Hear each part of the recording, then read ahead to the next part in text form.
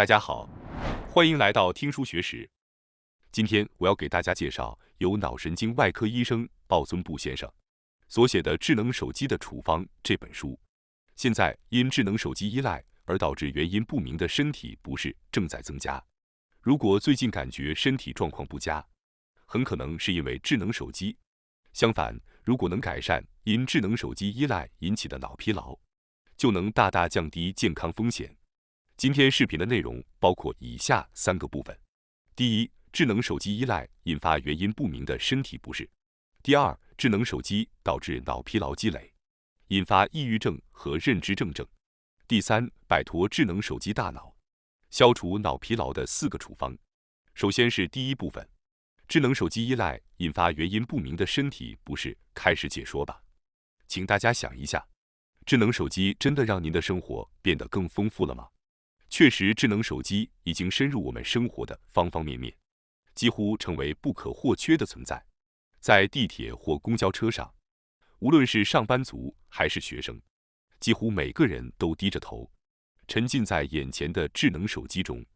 特别是相对年轻的人群中，很多人从早上醒来直到入睡前，都不离身地使用智能手机，甚至在睡觉时也将手机放在枕边，与手机相伴入眠。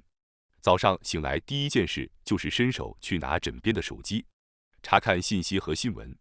这样的生活方式已成为许多人日常生活的一部分。不可否认，智能手机大大提升了生活的便利性。不论是寻找用餐地点还是规划行程，只要用智能手机搜索就能找到答案。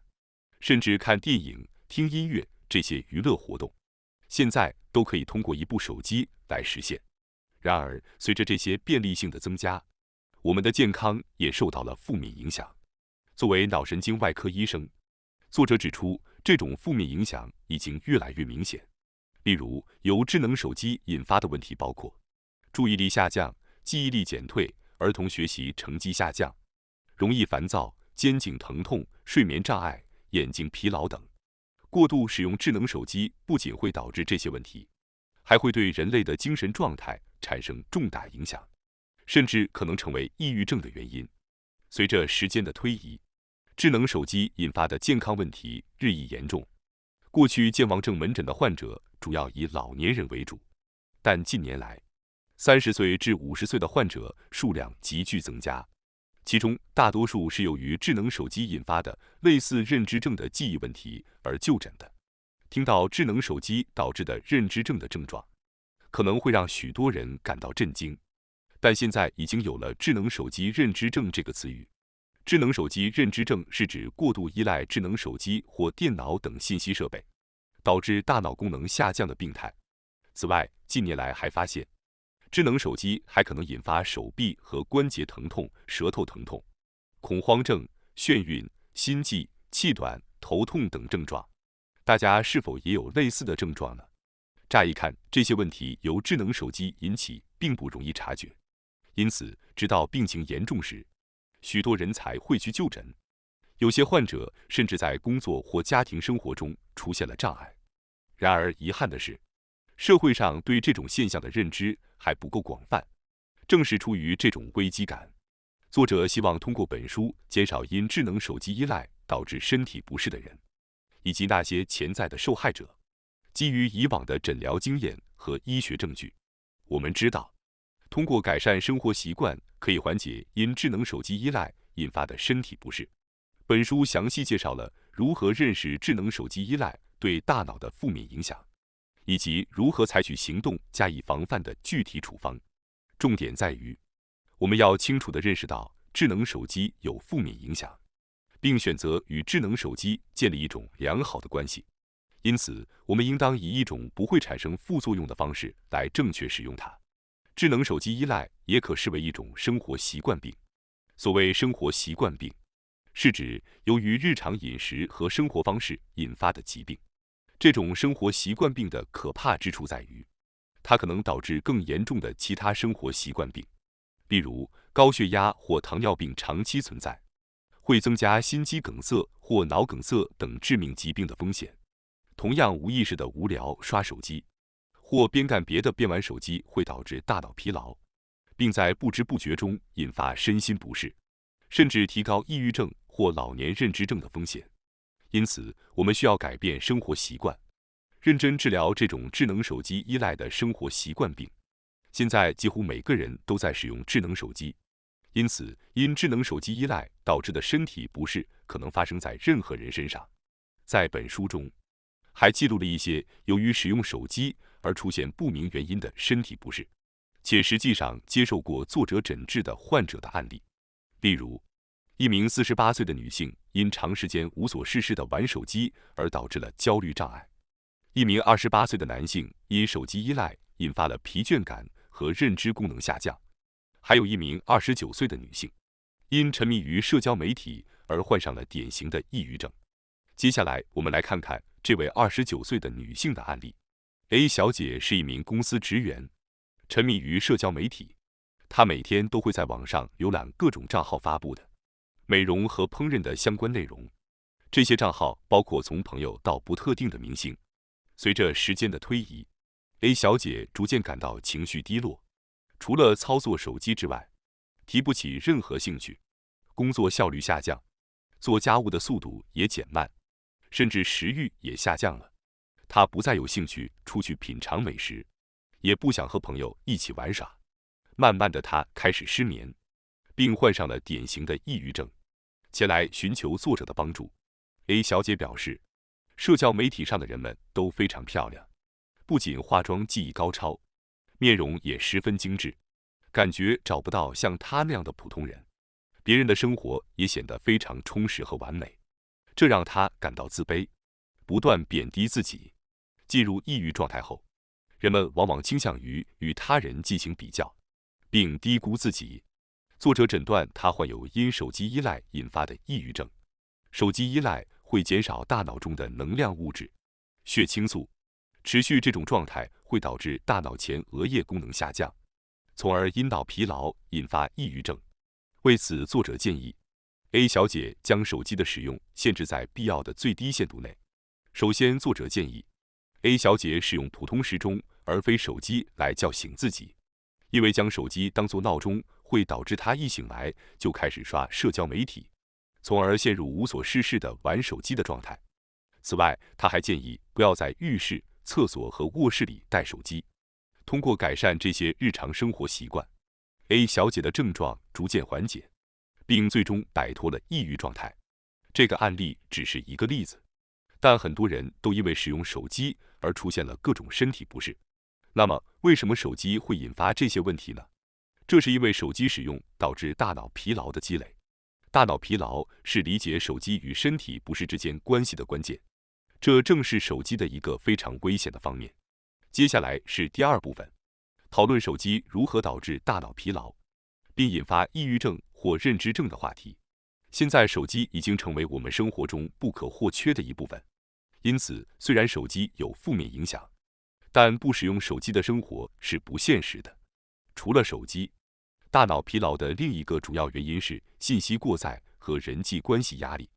在从工作和家务中解放出来的时间里，我们本应当好好舒缓这些压力和大脑疲劳，但许多人却没有给大脑休息的机会，而是继续在手机等设备上浏览网络。这对大脑产生了非常不良的影响，使大脑持续工作，最终导致大脑疲劳加重，进而引发各种身体不适，包括心理疾病。我想问大家一个问题，你们通常在什么方面感到压力或疲惫呢？当然，每个人可能都有各种烦恼，但大多数人可能会回答人际关系带来的压力或疲惫。人与人之间的关系压力会使我们的脑力大大疲惫。我们每天都很忙，即使身体疲惫，如果家庭或工作中的人际关系良好，我们仍然能保持活力。相反，如果与某些人的关系紧张，我们会立即感到精力不足。当人际关系恶化时，我们可能会感到不安，比如我不想和那个人接触，或今天又会被说些什么不好的话吗？这些不安的情绪消耗了大脑大量的能量，导致大脑疲劳，从而使身体也变得无精打采。请记住，人际关系和大脑状态之间存在密切的关系。当您考虑自己是否喜欢现在的公司时，如果您回答喜欢，那可能是因为公司的人际关系良好。相反，如果您觉得公司很糟糕，不想去上班，那可能是因为公司的人际关系不好。没有人际关系压力时，很难辞掉工作，即使薪水很高。但如果总是被上司训斥，或者在一个人际关系紧张的工作环境中工作，也会感到不愿意继续待下去。虽然短期内您可能还能忍受，但长期来看，很可能会因身体不适而无法继续工作。我们受到人际关系的影响非常大。那么，为什么人际关系对我们的大脑有如此大的影响呢？这与人类大脑的进化有着深刻的关系。我们的祖先生活在一个必须合作才能生存的严酷环境中，通过在群体或组织中建立良好关系，才能生存下来。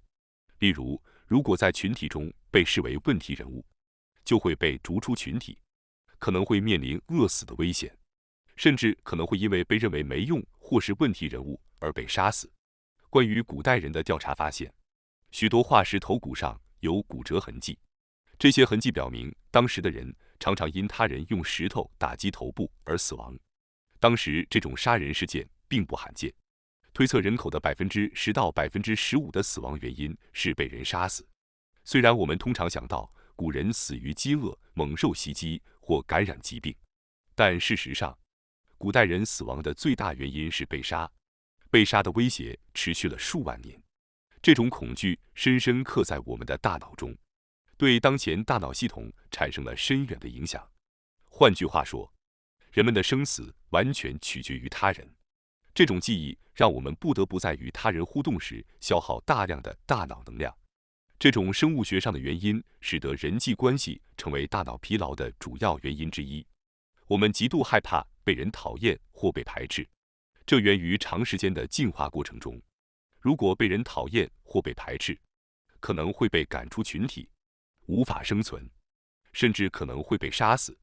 这种恐惧深深植入了我们的脑中，因此我们非常关注自己是否被人讨厌，或者自己的名声如何，因为这些信息在古代生存中是最重要的。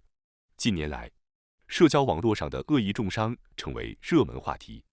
我们也听说过因为社交网络上的恶意重伤而自杀的故事。有人可能会认为，社交网络上的恶意重伤来自于不认识的人，根本不需要在意。但我们的脑却无法如此轻松应对，即使是来自陌生人的恶意言论，我们的大脑也会反映出自己被讨厌，可能会被排斥，甚至被杀害，从而受到很大的伤害。理解大脑在进化过程中是如何形成的，可以帮助我们更好地理解为什么人际关系会成为最大的压力源。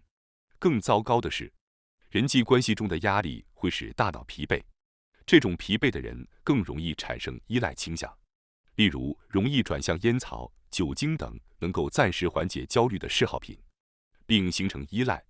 虽然这些嗜好品能够改善情绪，但过量使用会对生活和健康造成问题，即使想戒掉，也很难做到，从而发展为依赖症。现在，依赖症进入了一个新阶段，除了传统的酒精、烟草、药物、赌博和游戏之外，智能手机也成为了新的依赖对象。如今，越来越多的人无法离开智能手机，智能手机的依赖程度已经接近一种迷您毒品的状态。可能有人会觉得把智能手机比作毒品有些夸张，但在最近的医疗实践中，智能手机已被认定为与酒精、烟草和药物一样危险的依赖性物质。你们认为药物、烟草、酒精和智能手机中哪个最危险呢？作者认为，作为新兴事物的智能手机最为棘手。药物当然是危险的，但它们受法律禁止，这是一种强有力的威慑力。而烟草和酒精呢？这些物质有着长期的历史，人们已经建立了对过量使用的警告。大家都知道烟草和酒精对健康有害，然而智能手机作为新兴事物，表面上看起来似乎并不那么危险。它是一项最近才出现的技术，因此社会上对其过度使用的警告尚未确立。知道智能手机对健康有极大危害的人仍然很少。此外，过度使用智能手机不会对他人造成直接的困扰，例如在电车上吸烟或喝酒会受到指责，而使用智能手机则不会引起异样的目光。智能手机可以在不打扰他人的情况下独自使用。要从依赖症中恢复，第一步是个人必须认识到依赖的危险性，并承认自己有依赖症。如果没有自觉，就无法采取措施，导致大脑疲劳不断加重，最终形成大脑疲劳状态。即使是聪明且意志力强的人，一旦陷入大脑疲劳状态，也很难摆脱依赖症，因为在这种状态下，负责意志力的前额叶功能会降低。从这些方面来看，大脑疲劳和智能手机依赖是相互恶化的关系。您是否一有空闲时间就会浏览网络信息、游戏应用等，进行漫无目的的手机使用呢？虽然您可能觉得自己在沙发上放松地玩手机，但实际上，大脑需要处理大量的信息，因此承受了很大的负担。如果长时间使用手机，大脑中的血清素会枯竭，最终导致大脑疲劳状态恶化，这样可能会出现各种身体不适症状。当然，也有可能您现在没有出现任何身体不适，觉得自己使用手机没问题，但是继续依赖智能手机的生活可能会带来身体不适的风险。因此，预防是最好的选择。您是否听说过智能手机失眠症这个词？智能手机失眠症指的是因使用智能手机而导致难以入睡、睡眠前、夜间醒来或早早醒来的症状。智能手机的显示屏发出大量的蓝光，这种蓝光会减少有助于良好睡眠的褪黑素的分泌，同时刺激交感神经，使大脑处于觉醒状态。因此，在睡前漫无目的的使用智能手机会使我们难以入睡，或在夜间醒来，可能会导致睡眠问题。此外，过度使用智能手机会减少血清素和褪黑素的分泌，不仅导致失眠，还可能引发抑郁症。智能手机抑郁症的症状包括失眠、焦虑、社交恐惧症以及认知功能下降等。抑郁症不仅是心灵或身体的问题，更是大脑的问题。抑郁症的原因被认为是由于大脑疲劳导致的脑功能下降，更具体的说，是血清素的枯竭和前额叶功能的降低，因为智能手机会消耗大脑中的血清素。此外，还需要注意智能手机引发的认知症。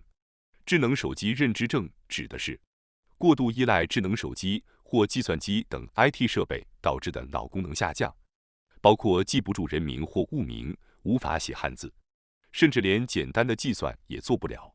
这种认知症可能会对工作、家庭生活造成影响，并对人际关系产生负面影响，增加患抑郁症和真正的认知症的风险。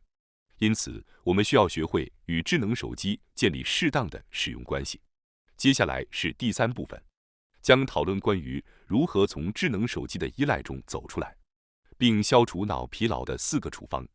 具体的办法如下：1、利用发呆时间激活默认模式网络；2、保持适当的网络信息距离；3、感受自然，促进血清素分泌；4、与动物和植物接触。我们逐一进行解释。首先，关于第1个处方，利用发呆时间激活默认模式网络。在日常生活中，我们常常被繁忙的事物所困，倾向于把发呆视为一种不良行为。即使大家有一点点时间，也可能想着要继续推进未完成的工作，或利用闲暇时间处理家务等。虽然我们知道休息很重要，但总是难以真正做到。因此，建议那些难以放松的人，即使勉强也要休息一下。休息并不一定需要很长时间，简单的发呆也是可以的。人类的大脑有一个被称为默认模式网络的特殊功能。当你让头脑放空，进入发呆状态时，这个特殊的功能就会启动。启动这个功能后，大脑会切换到省电模式，有助于改善由于智能手机依赖引起的脑疲劳。因此，改善顽固疲劳的最佳方法是安排发呆时间，激活这个默认模式网络。在日常生活中，我们需要增加发呆时间，这也成为了生活习惯改善的一部分。过去的常识认为，只有在特定的刺激不存在或没有目的性的行动时，大脑才会处于静止状态。然而，研究发现，当我们发呆时，大脑中的一个神秘区域会积极活动，这就是所谓的默认模式网络。然而，这个网络会受到智能手机等外部刺激的影响，一旦受到刺激，默认模式网络就会立即停止活动。另外，当我们进行计算、思考或进行其他特定的脑力工作时，默认模式网络也会迅速停止活动。换句话说，发呆是非常重要的。默认模式网络的激活状态意味着我们的脑部处于省电模式，这种模式可以预防大脑内能量的浪费，从而帮助缓解脑疲劳。因此，我建议大家在日常生活中尽可能多地加入发呆时间。例如，当工作有了进展后，可以利用5分钟发呆；傍晚时分，沉浸在黄昏的氛围中发呆；在睡觉前，关灯后坐在床上发呆5分钟，或者饭后发呆等。将这些发呆时间与日常行为结合起来，能更容易融入到日常生活中。接下来，我们来讨论第2个处方：如何与网络上的信息保持适当的距离。那么，导致脑疲劳的原因之一就是信息过载。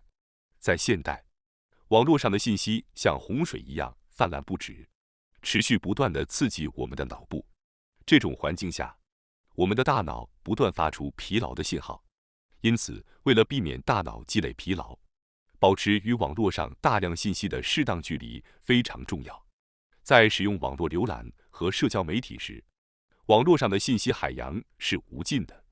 如果我们不断追逐这些信息，会感到非常疲惫。实际上，网络上的信息只是冰山一角，我们不可能掌握所有的信息。因此，当您觉得自己快要在信息的海洋中溺水时，不要拼命挣扎，而是放松心情，顺其自然。重要的是，不要强迫自己去获取所有的信息，接受这种无奈的态度是很重要的。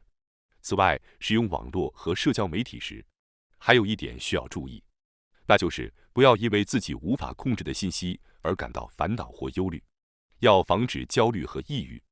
重要的是要考虑当前的烦恼是否在自己的控制范围内。网络上的信息大多是我们无法控制的，例如看到 Instagram 上的华丽照片感到烦闷，看到成功者感到焦虑，或看到对名人的诽谤感到痛苦。这些情况都是我们无法控制的。长时间暴露在这些无法控制的信息中，可能会导致我们感到抑郁。因此，保持与网络信息的适当距离非常重要。接下来，我们讨论第3个处方：感受自然促进血清素分泌。人类的大脑在接触自然时能够恢复活力。您可以去露营地充分体验自然，也可以在附近的公园里安排一些发呆时间，尽量将手机留在家里，去公园晒10分钟的太阳，这样就能激活大脑中的血清素，帮助大脑得到放松。虽然我们已经介绍了发呆时间的重要性，但在自然中安排发呆时间会更加有效。所以，当您感到疲惫时，不妨去附近的公园走一走，享受一下发呆的时光。接下来，我们讨论第4个处方：与动物和植物接触。除了接触自然，和动物及植物互动也是非常有效的。动物和植物具有舒缓脑疲劳的力量。